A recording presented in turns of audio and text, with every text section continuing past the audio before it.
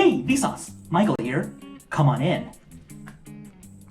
If you keep going, you will eventually emerge out my other end.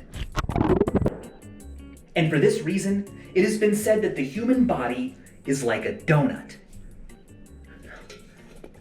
Yeah, you are just a bunch of meat packed around a central hole.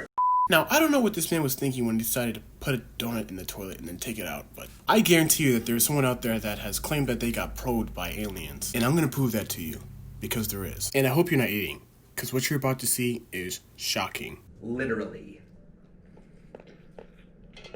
Friday! New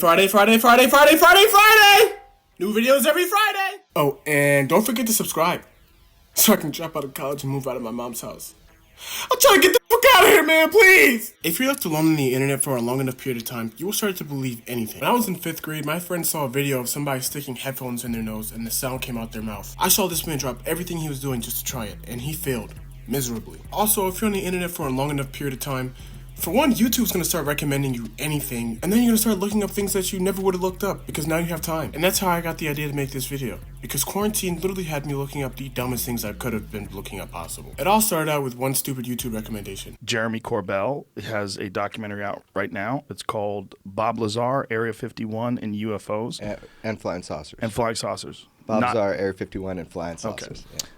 Now, if you ever watched a Joe Rogan podcast, you know that YouTube's just going to start shoving his content down your face. And that's how I ended up on this video. I'm not making this my excuse for watching it, but that's pretty much how I found it. Before I started watching this video, I already thought that aliens existed, so convincing me everything he said was true is not going to be that hard. My reason for believing that aliens exist is that space is just so big. Why would we be the only living beings? That's pretty much my reason for believing in aliens. Now, after watching this video, it took my belief in aliens to a whole new level, because most of everything I knew about aliens came out of a movie. Because Bob Lazar was an American scientist and he claimed to have seen alien spaceships at Area 51 while he was working for the government. That pretty much made me believe everything he said word for word, and if you listen to him talk, you'll probably start to believe some of the stuff he says also. He even convinced Joe Rogan that aliens existed, and if you ever watch one of his podcast episodes, you know that changing this man's mind is extremely hard to do. To start out the interview, Bob Lazar was pretty much explaining that he was interested in UFO technology. Now, in the interview, every time someone brought up an alien, he just seemed so displeased, like he didn't even want to talk about aliens. So that's how I started believing everything he said, because his motivations for believing in aliens were completely different from everyone else's. Now, I'm not believe it or not, I'm not into UFOs. I don't follow stories or Even after your experiences? No, I'm fascinated with the technology, and it irks me like every night I go to sleep that that it was my own doing essentially that prevented me from continuing on in the project. I mean, it's that to be on that cutting edge of technology is so alluring to me. Right. But by the same token, I don't really care that there's aliens or where they come from. I mean, the prize is the technology, and that's what I'm fascinated by. But so I don't listen to UFO stories and that sort of thing. Pretty much his credentials and him coming from an unbiased point of view made me believe damn near everything he said. He claims that he's only interested in the technology, and judging by the way he's talking, it's pretty believable. The interview was more so about alien technology and alien UFO sightings, and after that I pretty much knew everything I wanted to know about the alien technology. But what I really started to get interested in about was the actual aliens, especially when the interview ended like this. On, bro. There's a whole fleet of them. Look on the ASA. My gosh. They're all going against the wind. The wind's 120 knots from the west. Look at that thing, dude.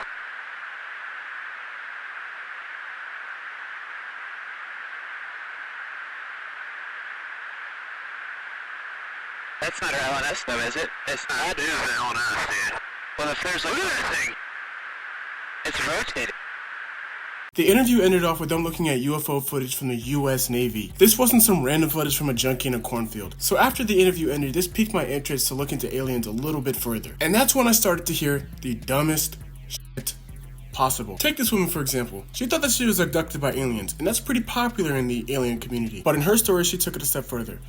She claimed that she got abducted by aliens and that she gave birth to half-human, half-alien babies. Do aliens exist? And if they do, what are they like? Well, one New South Wales woman not only claims to have met with creatures from another planet, but has taken part in what she calls an alien breeding program. Her name is Jane Pooley. Jane describes herself as a lifelong alien experiencer and claims she is an alien abductee. the mother of 3 hybrid babies, humalians, a mix of human and alien DNA, who live in a spaceship. She's also the mother of 2 human children who live on planet Earth. Before I sat down with Jane, she voluntarily sat a lie detector test, or polygraph.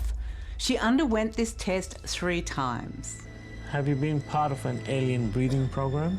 Yes. There are 3 important questions. Did you meet an alien? Do you have part alien children? Have you been part of an alien breeding program? No deception was indicated. Now, the first time I watched this, I'm not gonna lie, I actually believed it. And the whole reason I believed it is because this wasn't the first video I watched that was like this. If you just go on the internet and you look up alien abductees, there's so many different stories, and I'm not gonna lie, a lot of them are kind of similar. And another reason why I started to believe this one is because this story was a little bit different, specifically because she was hooked up to a lie detector. And I know that lie detectors aren't specifically the most reliable things in the world, but just because they hooked her up to a lie detector, I began to believe the story just a little bit more. But then I started to use my brain and think. If you look at her directly in her eyes, you can't tell me that she doesn't look like she's creepy as hell. I mean, she literally looks like she came straight out of a horror film. And if you watch a lot of these abduction stories, you begin to realize a pattern. They're all f***ing crazy. This man claims that he's literally being chased by aliens right now as we speak. It's almost as if you're a storm chaser, like the UFOs every couple weeks. I'd reverse that. It's almost like they're chasing me. Which begs the question, Stan, why you? You know, that's the $1,000,000 question. Now, I'm not gonna lie, this guy sounds absolutely crazy. He sounds like he's losing his mind. But I can't help but notice that this guy provides evidence. Whoa, that thing's weird.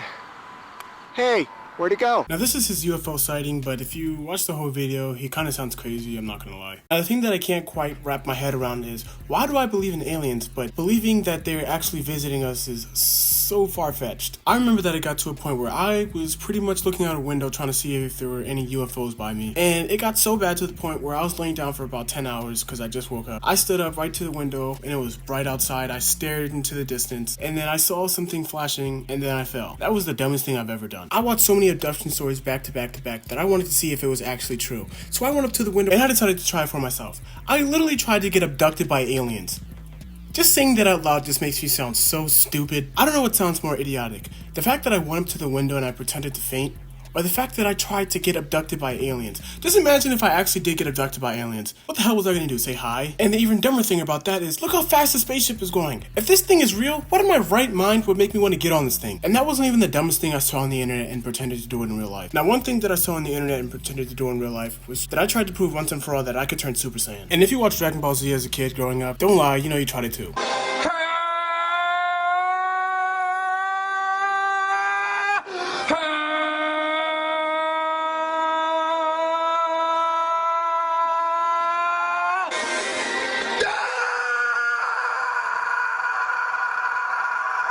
Now, I don't really know what possessed this man into recording himself trying to go Super Saiyan, but goddamn, Vegeta would be proud of this man, no cap. Pretty much what I'm trying to say is the internet and YouTube itself will have you looking through the strangest things and the strangest conspiracies on the internet. Now, for most of the conspiracies on the internet, all you have to do is think twice and you'll be able to debunk most of them in a second. Take flat earthers, for example. If these people devoted half of their time into finding out why the earth is curved rather than it being flat, they'd be able to just go on a plane and see the curvature of the earth.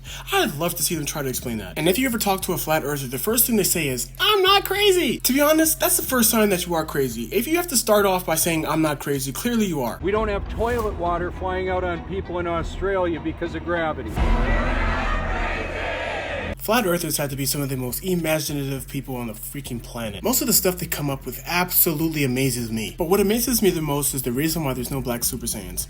And oob doesn't count. The reason I think there's no black Super Saiyans is because imagine there's a black guy with a tail sticking out of his ass. And then imagine that guy turning into an ape every time there's a full moon. Or maybe that's just another conspiracy. But either way, this guy's still a legend.